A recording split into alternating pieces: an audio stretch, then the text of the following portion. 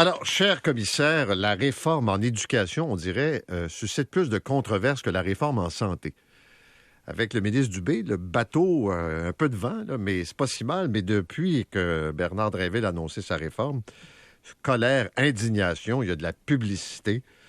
Et la question toujours qu'on pose dans ces cas-là, est-ce que le ministre en demande trop? Est-ce qu'il doit reculer? Est-ce qu'il doit faire des compromis? Bref, que doit faire Bernard Drinville? C'est pas une réforme qu'il propose, c'est une réformette. Il propose 4 affaires administratives là, qui sont pas mauvaises, là, qu'il faut les faire, ces 4 affaires administratives-là. Mais les syndicats ont beau jeu de dire, coudonc, là, nous autres, on a des énormes problèmes de recrutement, on a des énormes problèmes de rétention, on a des énormes problèmes d'abandon. Puis toi, tu nous arrives avec un institut d'excellence, puis une patente à gosse administrative, tu vas avoir mieux contrôler les directeurs des centres scolaires. Alors, évidemment qu'il pogne un mur. Il pogne un mur, puis le problème, c'est qu'il essaye de s'en sortir avec des boutades. Tu sais, vaut mieux ci que ça. Peut-être que, tu sais, quand il a dit, il vaut mieux avoir un professeur qui a juste un secondaire, une personne qui a juste un secondaire 5 devant la classe avec une personne, que pas personne pantoute. Peut-être que c'est vrai autour de la table un argument au jour de l'an. Mais c'est pas un argument de ministre qui fait face à une telle désaffection pour l'éducation. On l'a dit, les chiffres, là, puis je le rappelle, c'est comme facile à se rappeler ces 2 chiffres-là. D'ici 2030, 40 % des professeurs vont partir. Puis, 40 % des professeurs partent d'une façon ou d'une autre dans les jeunes professeurs. Soit ils partent au moment de la formation, soit ils partent au moment dans les premières années d'études. Puis après ça, ils partent au moment de la retraite. Puis, on a l'équivalent de 10 000 professeurs à temps plein en absentéisme. Le total de l'absentéisme, c'est l'équivalent de 10 000 professeurs à temps plein. Fait que tu peux pas dire, ça prend, tu sais, s'il y a quelqu'un devant la classe, c'est toujours bien mieux que rien. Non, là, tu peux pas. Tu peux pas. Fait que là, il faut que tu dises, voici, adéquation personne, problème, solution. On a un immense problème. La solution de Québec solidaire à cet immense problème, c'est enlever l'école à 3 niveaux.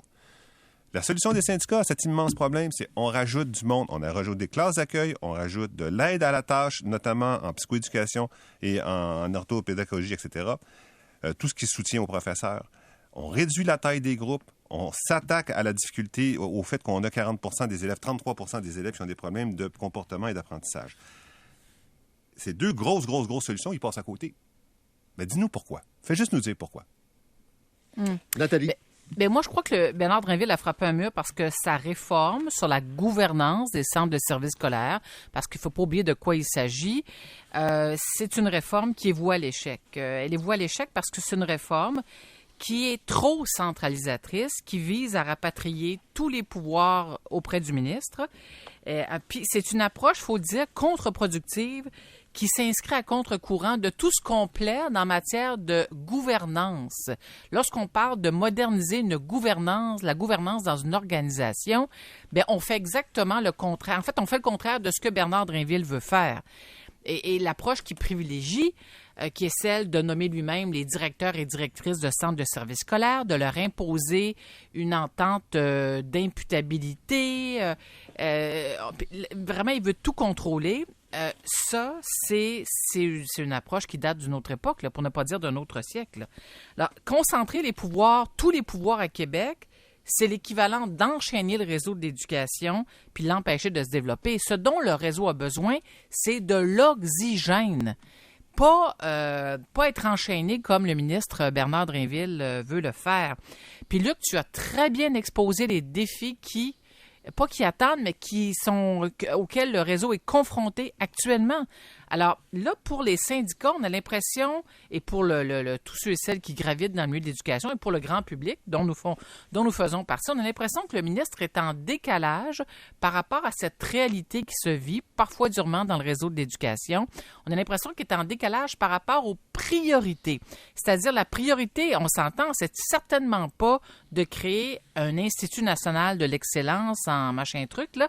Et c'est certainement pas de concentrer tous les pouvoirs à Québec. Les priorités, elles sont ailleurs dans le réseau de l'éducation. C'est ce qui frustre les syndicats, mais politiquement, ça probablement que ça fait beaucoup de bien, Bernard, de s'obstiner avec les syndicats en commission parlementaire puis de leur tenir tête. Mais à moyen et long terme, c'est une approche qui ne peut pas être gagnante. Pourquoi? Parce que le réseau de l'éducation, c'est comme le réseau de la santé. Le ministre doit travailler en partenariat avec le réseau, pas en confrontant ses partenaires. C'est impossible. Il y a une autre affaire, c'est que il y a une affaire de bonne dans sa réforme. C'est les données. Quand on dit là, 10 000 équivalents temps plein juste en heures perdues, là, ça, c'est comme si 100 000 professeurs prenaient un mois complet d'absentéisme par année. C'est un chiffre extraordinairement élevé. Il y a énormément d'informations qu'on doit avoir. Est-ce que les écoles difficiles, donc qui font face à des populations difficiles, est-ce qu'ils ont les ressources pour le faire? Il y a énormément de données qu'on va pouvoir faire sortir qui vont nous donner des indications claires sur la marche à suivre. Moi, j'y crois à ce bout-là. À ce bout-là, j'y crois. Oui, ça, c'est bien, Luc, mais à court terme, là, et prioritairement, c'est pas ce dont tu as besoin le réseau de l'éducation. Ça, on s'entend là-dessus. C'est bébelle, c'est une affaire. Mais on va être constructif ce matin. Moi, je formule deux suggestions. Mettons, si on était en commission parlementaire, mon cher Luc et Paul, on aurait probablement beaucoup de plaisir avec le ministre. On pourrait lui proposer, premièrement, d'abolir cette disposition qui fait en sorte que le ministre nomme lui-même, sur recommandation, sur sa recommandation, nomme lui-même, en fait, les DG des centres de services scolaires. Ça, il pourrait abolir ça. Parce que ce qu'il dit, c'est qu'il veut assurer un meilleur arrimage entre les orientations du gouvernement et leur concrétisation sur le terrain. En fait, il peut y arriver, par exemple, en privilégiant les directives. Il pourrait très bien envoyer des directives au centre de services scolaires, ce qui a été fait avant aujourd'hui, pour atteindre son objectif. Donc, s'il disait, écoutez, là, j'abandonne cette idée-là de nommer moi-même les DG. Je pense que là, il y aurait un pas constructif. Mais sauf erreur, en santé, c'est le ministre qui nomme les PDG des CIS puis des CIUS. Oui, mais ça semble poser moins de problèmes que le réseau de l'éducation. Parce que le réseau de l'éducation, il a besoin énormément de latitude sur le terrain. On s'entend, là, tu sais, c'est ta réalité vécue dans certaines régions du Québec ou dans certains arrondissements, par exemple, à Montréal. Juste sur l'île de Montréal, il y a des disparités importantes sur le territoire. Mais c'est quoi, Paul, cette volonté de toujours vouloir tout centraliser? Moi, je crois beaucoup aux vertus de la décentralisation. C'est de ça dont on a besoin.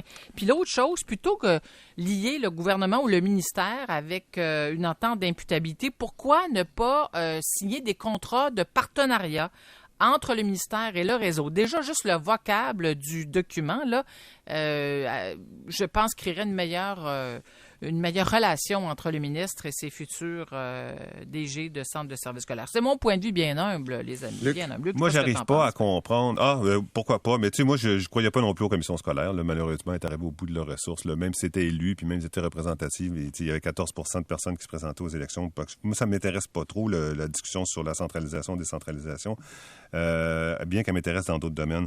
Et là, un truc que j'arrive pas à comprendre, c'est les maudites données PISA. Tu sais, les comparaisons entre les pays. Comment ça, tabarouette, que le Québec arrive encore dans les 3 meilleurs au Canada puis dans les meilleurs au monde? Comment ça marche, ces maudites données-là? Écoute, c'est des résultats d'examen, mais tu sais, je sais pas. Moi, je sais pas. C'est-tu parce qu'on a beaucoup d'écoles privées puis que les filles surperforment? Mais en tout cas, ça n'a pas l'air à ramasser le fond du baril. Là. Je veux dire, il va falloir que je comprenne un jour. J'aime pas ça entendre à chaque fois. Oui, ça va très bien au Québec. Les données PISA nous disent que ça va très bien. Juste vous dire, et on va revenir avec le deuxième chef, mais avant, la nouvelle vient de tomber. C'est un concours de circonstances. Je vous jure, je ne le savais pas. Cole Caulfield vient de signer un contrat avec le Canadien de Montréal.